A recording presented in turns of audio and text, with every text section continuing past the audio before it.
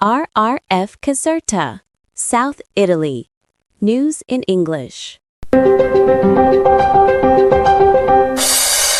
Imagine signing this this sacred, highly publicized Easter peace treaty, right? Okay. And then, before you even sit down for dinner, the other side violates it like 500 times. Wow. Yeah, it sounds like some cynical, made-up scenario, but that is exactly what happened on the ground in Eastern Europe in April 2026. So, welcome to today's deep dive. We have this absolutely massive, honestly chaotic stack of news reports on the table today. Yeah, it's a lot to get through. It really is. We're pulling from Italy's La Repubblica, France's Le Figaro, the UK's BBC News, and Ukraine's Ukrainska Pravda. And our mission for you today is to basically unpack the ultimate modern butterfly effect, because we're looking at how this seemingly localized conflict has completely mutated. It's turned into this deeply interconnected global puzzle. I mean, we're talking AI elections, African mercenaries, and a shadow war in Iran. It really is like the textbook definition of a complex system. Yeah. Because, in a world where you're just constantly bombarded by these fragmented push notifications and breaking news alerts. All day long. Right. It's so easy to just view these events in total isolation, like, oh, this happened here, that happened there. But to actually understand modern geopolitics, we have to look past those individual headlines. We have to examine the invisible wires connecting them. Yeah, I like to think of it as, well, basically the most high-stakes multiplayer game of Jenga ever played. That's a good way to put it. Because you pull a single block out in Tehran, and suddenly an entire tower threatens to topple over in Kiev. Like, everything is resting on the structural integrity of everything else. Exactly. So let's start by looking at that Easter peace treaty I mentioned, because it just perfectly illustrates the illusion of diplomacy versus the really grim reality on the ground. Yeah, the contrast is stark. Right. So the headline event here is the Orthodox Easter truce. Vladimir Putin announced a ceasefire, Kyiv accepted it, and Zelensky even transmitted a proposal to extend this truce past Easter. Mm-hmm. We're even seeing the diplomatic schedule lock in. Italian Premier Giorgia Meloni is preparing to host Zelensky in Rome at Palazzo Chigi. That's on Wednesday the 15th. At 15:30 to discuss the ongoing crisis. So on paper, it looks like a genuine orchestrated pause. But that is purely diplomatic theater. Yeah. I mean, when you peel back the official announcements and actually look at the situational reports, it's staggering. Right. According to the Ukrainian General Staff, there were almost 500 truce violations after 16.0s alone. Wait, just after 16 noon? Yeah, just in a single afternoon. That is why Zelensky has very bluntly bypassed all that polite diplomatic language and just labeled it an Easter escalation. Wow. And the human cost of that escalation is just, it's brutal. A Russian drone hit a busy market in a southern Ukrainian town, and that killed 5 people and injured 21. It's awful. It is. And overall, during this so-called truce, 6 civilians were killed and 40 injured by just hundreds of drones and missiles. And then you have reports from Deep State indicating that Russian forces killed a Ukrainian evacuation group near Huliapilsky. And this is really grim. They shot 4 Ukrainian prisoners of war in the Kharkiv region. Yeah. And if we zoom out to the broader numbers for a second, Ukrainska Pravda is reporting that total Russian personnel losses are now sitting at a staggering estimate. It's about 1,310,110, over 1.3 million. Let's just pause on that number for a second. Yeah. Because 1.3 million casualties, that carries this immense logistical and, frankly, societal weight. We're not just talking about empty uniforms here. We're talking about the complete restructuring of a nation's demographics. That's right. And their economy, too, just to sustain what are essentially relentless meat assaults. Yeah. It really highlights the absolute dissonance between, a sanitized press conference in a capital city and the mechanical grinder of the actual trenches. Yeah, but help me understand the logic here, because I think this is what gets a lot of people. If both sides and, the entire international community watching, if they all know perfectly well that a truce is going to be violated 500 times in a single afternoon, why do we even go through the motions? It's a great question. Why perform this diplomatic theater if everyone knows it's a sham? Well, because a truce in modern warfare is, it's rarely about stopping bullets. Okay. It's actually a highly effective tactical and psychological tool. So militarily, calling a ceasefire gives a commander this desperately needed window to rotate exhausted troops, resupply forward operating bases, and reposition heavy artillery. And they do all of this under the temporary shield of a quote-unquote pause. So it's basically just a smokescreen for logistics. Exactly, yeah.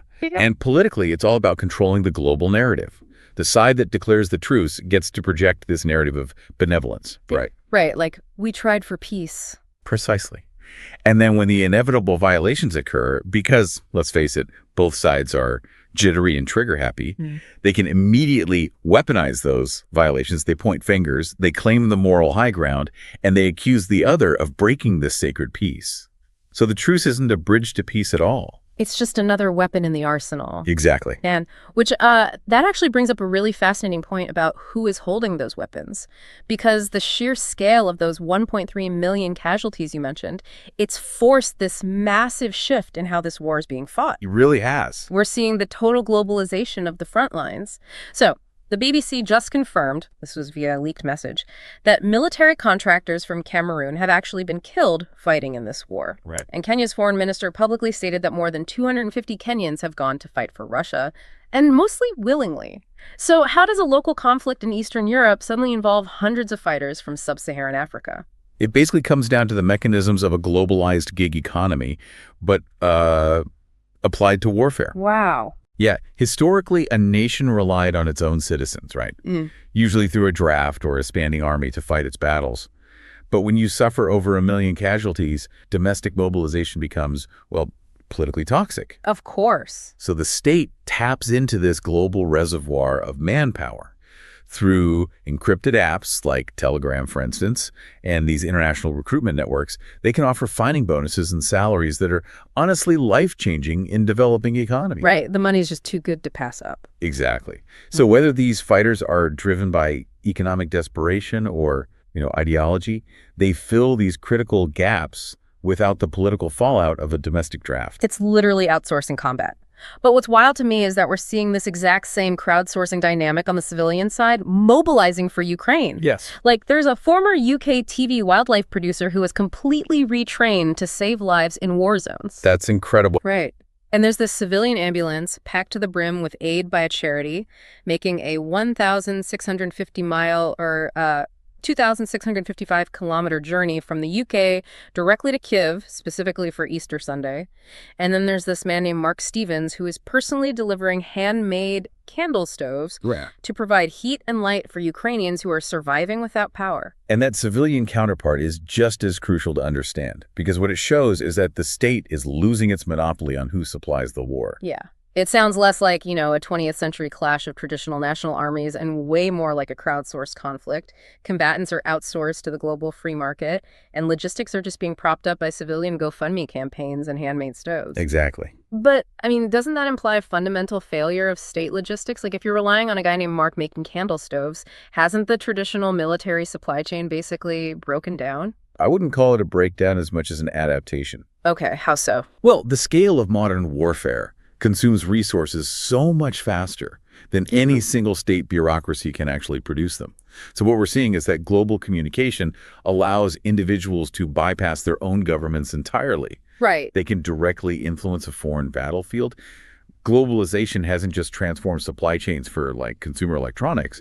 It has completely decentralized the actual architecture of war. Man. So if the Jenga tower is already wobbling with African contractors and British wildlife producers in Eastern Europe, let's pull a massive block from the bottom. Let's look at the Middle East. That is huge. Because the ripple effects coming out of there are directly altering the physical battlefield in Europe.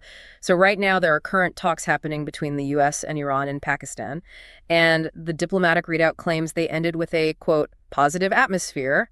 But the political rhetoric surrounding it is just incredibly intense. Oh, absolutely. And that rhetoric provides a really fascinating look into the competing strategic priorities of all these different leaders. Totally. You have J.D. Vance stating flatly that Iran will not give up its nuclear weapons.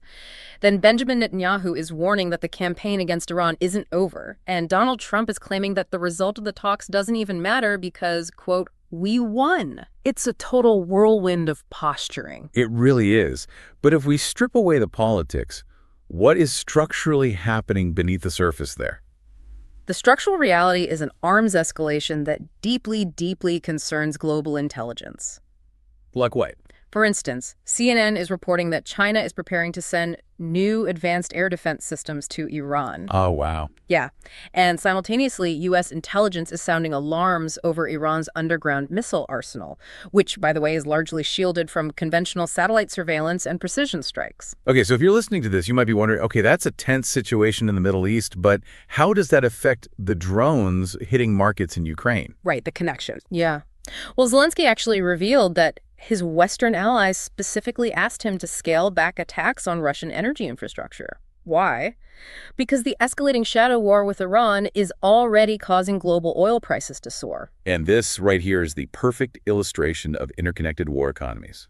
But wait, I mean, how is Ukraine supposed to fight an existential war of survival if they are constantly having to manage their allies' inflation fears? They're essentially being told, we support your fight for freedom, but please fight with one hand tied behind your back so our gas prices don't go up. It is a harsh, harsh reality of conditional alliances. You see, modern military alliances are heavily tethered to domestic economic stability. Makes sense. Right. For the Western allies funding Ukraine's defense, a massive spike in energy prices, which would be caused simultaneously by the threat of war in Iran and Ukrainian strikes on Russian oil facilities, that is a nightmare scenario for them. Because of voters. Exactly. Yes. Spiking inflation leads to domestic political unrest, which ultimately leads to voters demanding an end to foreign military aid. So the Allies use their leverage to force Ukraine to modify its military tactics simply to protect the global economy. Wow. So Ukraine realizes that its lifeline in Europe is entirely dependent on the price of a barrel of oil in the Middle East. Which is wild to think about. It is, and it perfectly explains Zelensky's massive strategic pivot right now. Because he's currently on a Middle East tour. He arrived in Jordan to discuss security. But much more concretely, Ukraine just signed a 10-year air defense cooperation agreement with Saudi Arabia. Yes. And a pact with Qatar to combat missiles and drones. Like, they are pivoting hard. Exactly.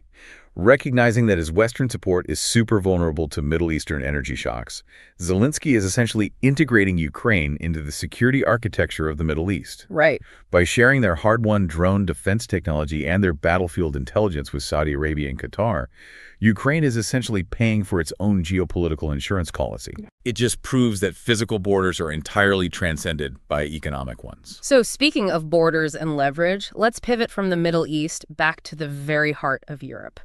Because we talk so much about the military threat on the Eastern Front, but there is an entirely different kind of battlefield inside the European Union's bureaucratic voting chambers. Absolutely.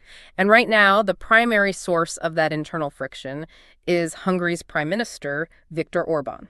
Bureaucracy, Yeah. when it's weaponized correctly, can be just as formidable as a naval blockade. Yeah. I mean, Orban has been in office for 16 years, and he's bidding for another 4. And he's using these hyper-modern tactics domestically, like reportedly deploying AI-generated videos to fuel rhetoric against his election rival. But his foreign policy actions regarding Ukraine are incredibly tangible and severe.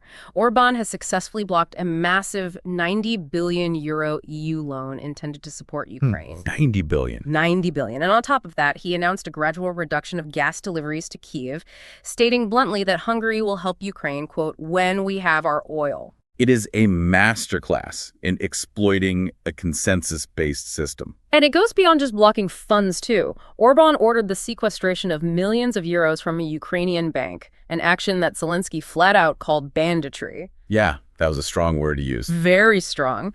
It's gotten to the point where La Repubblica out of Italy published a headline from Brussels referring to Orban's minister as Lavrov's mole.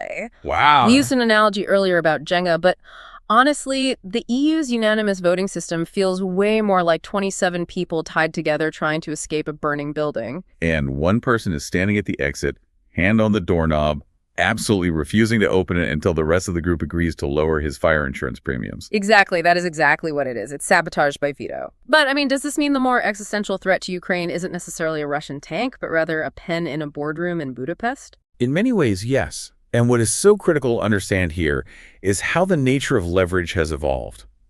In a hyper-connected political union like the EU, the requirement for unanimity on major financial and foreign policy decisions gives a single dissenting member disproportionate, almost nuclear power. Right, because everyone has to agree. Right. By blocking 90 billion euros and weaponizing energy transit, a purely bureaucratic maneuver can effectively starve a military front line thousands of miles away. That is terrifying. It really is. It shows that you don't need explosives to cripple an adversary's logistics. You just need to manipulate their internal political systems.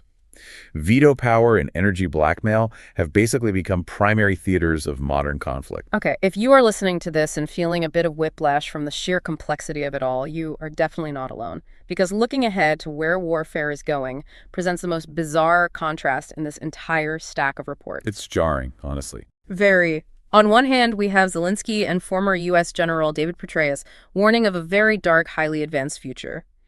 They're describing this rapidly approaching drone war featuring autonomous AI swarms, ranges of 10,000 kilometers, and even drones capable of carrying nuclear payloads. Yeah. And Ukraine is already unveiling a new anti-missile system slated for 2027, and they've been successfully attacking brand new Russian flagships in the Black Sea using uncrewed drones. The technological leap we are witnessing in autonomous warfare is just unprecedented. I mean, we are rapidly moving from human-operated machines to algorithms that calculate targeting vectors in microseconds. It's like sci-fi. Exactly. But then you turn the page in these exact same reports and you read about failing legacy technology and the most primitive human elements imaginable. Like a Russian An-26 military transport plane recently crashed into a cliff in occupied Crimea, killing 29 people. And the cause? A simple technical malfunction, just gravity and rust. And then, in perhaps the most deeply surreal detail we've seen today, a group of old believers have voluntarily returned to the radioactive Chernobyl exclusion zone. Why? They stated they're there to wait for the apocalypse. The juxtaposition is just profound. It really is. Just to add one final layer to the skies above us, the reports briefly mention Japanese aerial acrobatics painting the sky to commemorate the Kumamoto earthquake. Oh, wow. Yeah, so in one part of the world, the sky is used for beautiful, coordinated memorials. But in Europe, the skies are filled with autonomous killer AI drones and crashing military transports. Like, we have 10,000-kilometer AI swarms sharing the exact same reality as people sitting in a radioactive forest waiting for the end of the world. It's a lot to process. How do we even reconcile fighting a 21st century sci-fi war using 20th century rusty equipment driven by 19th century apocalyptic mindsets? You reconcile it by accepting that dissonance is the defining characteristic of modern human conflict. Okay. We all have this collective assumption that technological progress brings about a sleek, orderly, rational future, right? Yeah, you'd think so. But the reality on the ground is that hyper-advanced technology always operates alongside deep historical and often mystical human behaviors. You can have an AI-driven drone swarm deployed by a soldier who is carrying a hand-carved good luck charm, or driven by centuries-old religious fervor. Wow, yeah. The crashing of that An-26, it reminds us that despite the sleek sci-fi rhetoric of modern generals, war is still fundamentally plagued by friction and mechanical failure. Things just break. Exactly. And those old believers in Chernobyl, they represent a core truth. No matter how advanced our weapons systems become, war remains a deeply human endeavor. It comes complete with all our irrationalities, our historical traumas, and our search for meaning in the face of annihilation. The collision of the futuristic and the deeply primitive. Yes. Well, we have covered an immense amount of ground today, and I really want to pull all these threads together for you. If there's one crucial takeaway from this deep dive into the geopolitics of April 2026, it is that isolationism is an absolute myth. A total myth. You simply cannot separate the price of gas at your local pump from a drone strike in Iran, a bureaucratic veto in a Hungarian boardroom, or a contractor from Cameroon making his way to the Donbass. The Jenga tower is global, and every block is resting on yours. The interdependence is total.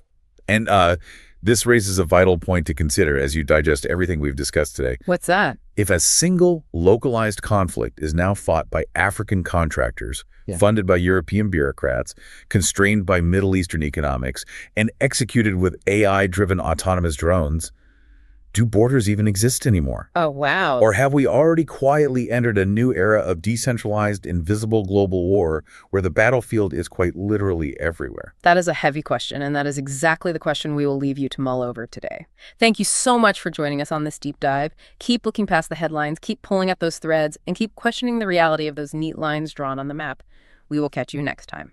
RRF Caserta South Italy.